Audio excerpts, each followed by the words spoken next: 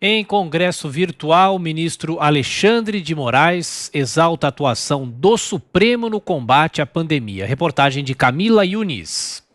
O ministro Alexandre de Moraes reiterou a autonomia dos estados e municípios para definir ações contra o coronavírus e exaltou o papel do Supremo Tribunal Federal.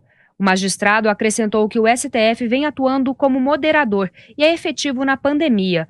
Em conferência virtual da Ordem dos Advogados do Brasil, ele elogiou o Congresso por ter aprovado a PEC do orçamento de guerra. O ministro Alexandre de Moraes ressaltou que cabe a todos os entes da federação medidas de combate à Covid-19.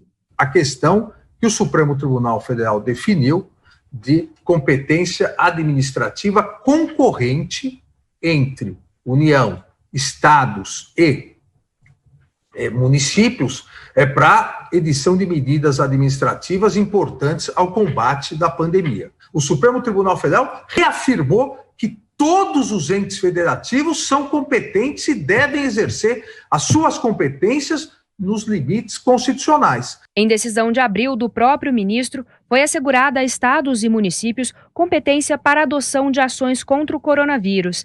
Sem citar casos específicos, Alexandre de Moraes afirmou que compete ao governo federal liderar o processo. Agora, as questões de interesse geral, isso continuou e o Supremo Tribunal Federal reafirmou, continuou na competência da União, para que a União pudesse estabelecer a liderança, as grandes balizas no combate à pandemia, ao Covid-19. O ministro lembra que em junho coube ao Supremo determinar ao Ministério da Saúde que voltasse a divulgar dados sobre a Covid-19.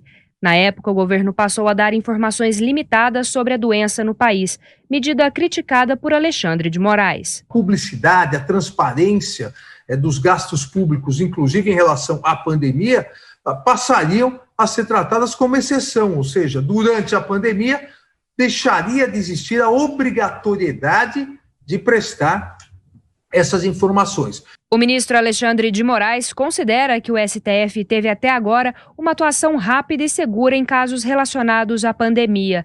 De acordo com o magistrado, o Poder Judiciário não parou e, com o trabalho virtual, a produtividade foi mantida.